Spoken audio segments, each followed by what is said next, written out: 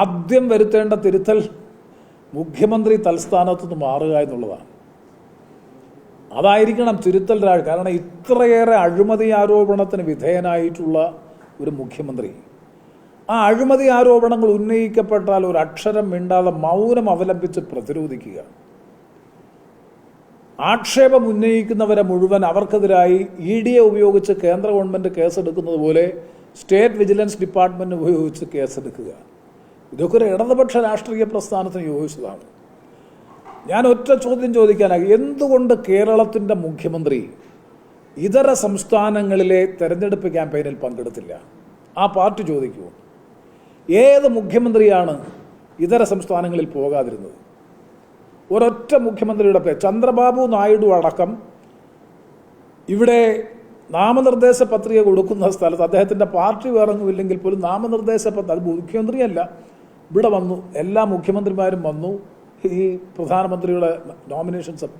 അങ്ങനെ പലതരത്തിലുള്ള ക്യാമ്പയിനുകളിൽ state chief minister, അദ്ദേഹം പ്രഭാഷകനാണോ എന്നുള്ളതല്ല, സംസ്ഥാന മുഖ്യമന്ത്രിമാർ ഇതര സംസ്ഥാനങ്ങളിൽ പോയി പ്രചരണം നടത്തുമ്പോൾ അതിനൊരു ഇമ്പാക്റ്റ് ഉണ്ട്. CPM ആകെ ഉള്ളത് ഒരു മുഖ്യമന്ത്രിയാണ് രാജ്യത്ത്. ഏറ്റവും കൂടുതൽ അവരുടെ സീറ്റുകൾ മത്സരിക്കുന്ന സംസ്ഥാനമാണ് പശ്ചിമ ബംഗാൾ. അതുപോലെ തന്നെ പശ്ചിമ ബംഗാളിലെ പോലെ തന്നെ പിന്നെ മറ്റ് സംസ്ഥാന, രാജസ്ഥാൻ അടക്കമുള്ള സംസ്ഥാനങ്ങൾ, തമിഴ്നാട്. എന്തുകൊണ്ട് മറ്റ് സംസ്ഥാനങ്ങളിൽ ഒന്നും തെരഞ്ഞെടുപ്പ് ക്യാമ്പയിന് കേരളത്തിൻ്റെ മുഖ്യമന്ത്രി പോയില്ല? അപ്പോൾ തിരുത്തൽ വരുത്തണമെന്നുണ്ടെങ്കിൽ ഈ തെരഞ്ഞെടുപ്പ് പരാജയത്തിൻ്റെ പൂർണ്ണ ഉത്തരവാദിത്വം ഏറ്റെടുത്ത് മുഖ്യമന്ത്രി സ്ഥാനത്ത് നിന്ന് അദ്ദേഹം മാറി നിൽക്കുക എന്നുള്ളതാണ് യഥാർത്ഥ തിരുത്തൽ നടപടി. സത്യത്തിൽ തിരുത്തൽ നടത്തുമെന്നുണ്ടെങ്കിൽ അതായിരിക്കും ആദ്യത്തേത്. പിന്നെ അദ്ദേഹത്തിനെതിരായി ഉയർന്നു വന്നിട്ടുള്ള അഴിമതി ആരോപണങ്ങൾ, ഏറ്റവും ഒടുവിലുണ്ടായിട്ടുള്ള ബാർക്കോഴ, ആ ബാർക്കോഴ അഴിമതിയുമായി ബന്ധപ്പെട്ടല്ലേ KM മാണി സാറ് രാജിവെച്ചത്? അതെന്താ ഇവർക്ക് ബാധകമല്ലാത്തത്? നിയമസഭ തല്ലിത്തകർത്തത്, ഇതൊക്കെ CPM അധികാരത്തിലിരുന്നപ്പോൾ, ഇതൊക്കെ നടന്നപ്പോൾ അന്ന് അദ്ദേഹം പറഞ്ഞ വാചകം ഇപ്പോഴും സമൂഹ മാധ്യമങ്ങളിൽ പ്രചരിക്കുന്നുണ്ട്. മന്ത്രി മാത്രം മാറിയാൽ പോരാ, ഈ ഗവൺമെൻറ് തന്നെ പോകണം, മുഖ്യമന്ത്രി തന്നെ രാജിവെക്കണമെന്നാണ് അന്നത്തെ പാർട്ടി സെക്രട്ടറിയായ പിണറായി വിജയൻ പറഞ്ഞത്. ഇതെന്തേ അദ്ദേഹത്തിന് ബാധകമല്ല? സമാന സ്വഭാവത്തിലുള്ളൊരു കേസ് എന്തുകൊണ്ടാണ് അദ്ദേഹത്തിന് ബാധകമല്ലാത്തത്?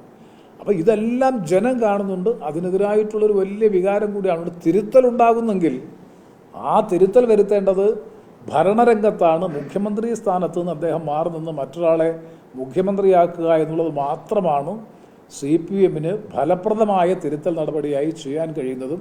അതുകൊണ്ട് മാത്രമേ എന്തെങ്കിലും പ്രയോജനമുണ്ടാകാൻ പോകുന്നുള്ളൂ എന്നാണ് എൻ്റെ ഒരു വിശ്വാസം. സാധാരണ ഏതെങ്കിലും പാർട്ടിയിൽ വലിയ തിരിച്ചടി പാർട്ടിയിൽ നിന്ന് തന്നെ ഒരു ചോദ്യം വരുന്നത് സ്വാഭാവികമാണ്. CPMൽ അത്തരത്തിലൊരു ചോദ്യം വരുന്നില്ല, അതിന്റെ ധൈര്യക്കുറവാണോ? എന്താണ് CPMൽ ചോദ്യം അവസാനിച്ചിട്ട് എത്രയോ കാലമായി. മറ്റു പല ഏകാധിപത്യ പാർട്ടികളും ചെയ്യുന്നത് വ്യക്തി കേന്ദ്രീകൃതമായിട്ടുള്ള രാഷ്ട്രീയം പോലെ CPMൽ ചോദ്യം ഉന്നയിച്ചിട്ട് എത്രയോ കാലമായി. ആര് ചോദിക്കാൻ, ആര് പറയാൻ? ഇത്രയും ഗുരുതരമായിട്ടുള്ള, നമുക്കെല്ലാവർക്കും അറിയാമല്ലോ, വ്യക്തിപരമായി ഇപ്പോൾ ജയരാജനെ പുകഴ്ത്തിക്കൊണ്ടൊരു ഗാനം എഴുതി എന്നതിൻ്റെ പേരിലല്ലേ അദ്ദേഹത്തെ താക്കിയത്? അദ്ദേഹമല്ല എഴുതിയത്. ഇവിടെ പിണറായി വിജയനെ ദൈവീക തുല്യനായി പ്രഖ്യാപിച്ചില്ലേ AK ബാലൻ? ആരാധനയ്ക്ക് അർഹനായിട്ടുള്ളയാളാണ് പിണറായി വിജയൻ എന്ന് പരസ്യമായ ഒരു കേന്ദ്ര കമ്മിറ്റി അംഗം പറഞ്ഞില്ലേ? എന്ത് നടപടിയെടുത്തു? ജയരാജനെക്കുറിച്ച് ജയരാജനെ ഇഷ്ടമുള്ള ആൾക്കാർ, അദ്ദേഹത്തോട് അമിതമായ താല്പര്യമുള്ള ആൾക്കാർ ഒരു കവിത എഴുതി, പാട്ട് എഴുതി പ്രസിദ്ധീകരിച്ചു എന്നതിൻ്റെ പേരിൽ ഈ ജയരാജനെ താക്കീത് ചെയ്തു. VS അച്യുതാനന്ദൻ വ്യക്തിയാധിഷ്ഠിതമായിട്ടുള്ള പ്രവർത്തനങ്ങളാണ് നടത്തുന്നത് എന്ന് പറഞ്ഞ് VSന് കണ്ണേ കരളെ VS എന്ന് മുദ്രാവാക്യം വിളിക്കുന്നതിനെ പോലും ശക്തമായി നിരോധിച്ചു. ആ നിരോധിച്ച സ്ഥലത്ത് ഇപ്പോൾ പിണറായി വിജയനെ ദൈവതുല്യമായി പാട്ടെഴുതുന്നു, തിരുവാതിര കളിക്കുന്നു. ഏതെല്ലാം തരത്തിലാണ് അദ്ദേഹത്തെ പാടി പുകഴ്ത്തുന്നത് പാർട്ടിയുടെ കേന്ദ്ര നേതാക്കന്മാർ. എന്നിട്ട് അതിനെ ന്യായീകരിക്കുകയില്ലേ? അപ്പം പിന്നെ ആ പാർട്ടി ഇടതുപക്ഷ രാഷ്ട്രീയ പ്രസ്ഥാനത്തെ പിൻപറ്റുന്ന പാർട്ടി എന്ന് എങ്ങനെ പറയാൻ പറ്റും? അതൊക്കെ പോയില്ലേ. അതാണ് പറഞ്ഞത്, ഇത് ഗുരുതരമായ പ്രത്യാഘാതമാണ് കേരളത്തിലുണ്ട്. അവർക്ക് ന്യായീകരിക്കാൻ പറ്റും. 2019 പാർലമെൻറ്റ് തെരഞ്ഞെടുപ്പിൽ 19 സീറ്റും പോയിട്ടും ഞങ്ങൾ നല്ല 99 സീറ്റ് വാങ്ങി തിരിച്ച് അധികാരത്തിൽ വന്നു എന്ന ന്യായീകരണം ഉന്നയിക്കാൻ കഴിയും. പക്ഷേ രാഷ്ട്രീയം മാറി, കേരളത്തിൻ്റെ രാഷ്ട്രീയം മാറി. മാറുന്ന രാഷ്ട്രീയത്തിൻ്റെ ഭാഗമാണ് ഞാൻ നേരത്തെ സൂചിപ്പിച്ച വോട്ടിംഗ് പാറ്റേണിൽ വന്നിരിക്കുന്ന മാറ്റം. LDFിൻ്റെ UDFിൻ്റെ വോട്ടുകളിലൊക്കെ വന്നിട്ടുള്ള ആ മാറ്റത്തിൻ്റെ സൂചനകൾ പരിശോധിച്ചാൽ അറിയാം, വരാനിരിക്കുന്ന കേരളത്തിൻ്റെ രാഷ്ട്രീയം പുതുതായിരിക്കും. പഴയതുപോലെ CPMന് ഈ ഡാമേജ് മുഴുവൻ റിക്കവർ ചെയ്ത് തിരിച്ചു വരാൻ കഴിയില്ല. വരണമെന്നുണ്ടെങ്കിൽ ഞാൻ ആവർത്തിച്ച് പറയുന്നു, ഈ നേതൃത്വവുമായി ബന്ധപ്പെട്ട് CPMന് മുന്നോട്ട് പോയാൽ വലിയ തകർച്ചയെ ഭാവിയിൽ നേരിടും. ഈ വോട്ടിംഗ് പാറ്റേണിൽ വന്ന മാറ്റം വരുന്ന നിയമസഭാ തെരഞ്ഞെടുപ്പിൽ ആരെയായിരിക്കും ബാധിക്കുക?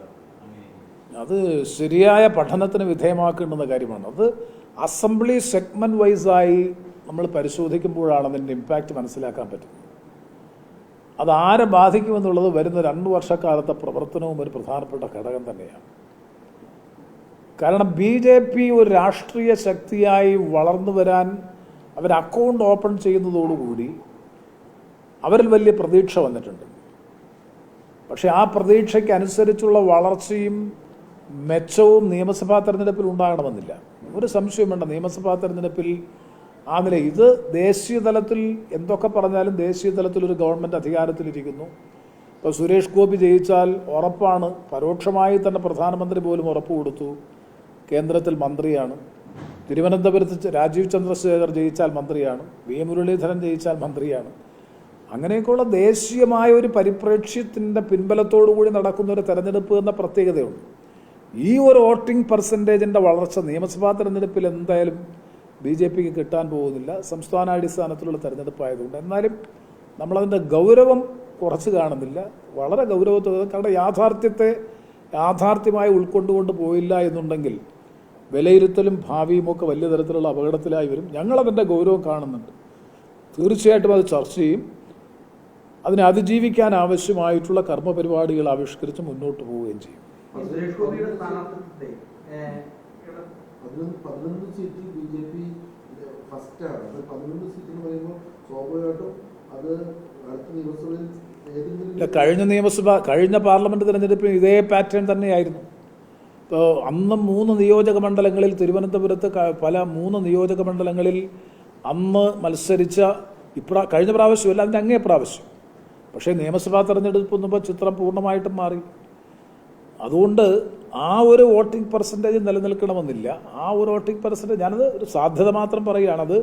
അതാണ് ഞാൻ പറഞ്ഞത്, വരുന്ന 2 വർഷക്കാലം നടത്തുന്ന പ്രവർത്തനത്തെ ആശ്രയിച്ചിരിക്കുക. അത് BJP ആയാലും LDF ആയാലും UDF ആയാലും നടത്തുന്ന പ്രവർത്തനത്തെ ആശ്രയിച്ചായിരിക്കും അതിൻ്റെ സാധ്യത നമുക്ക് വിലയിരുത്താൻ കഴിയും.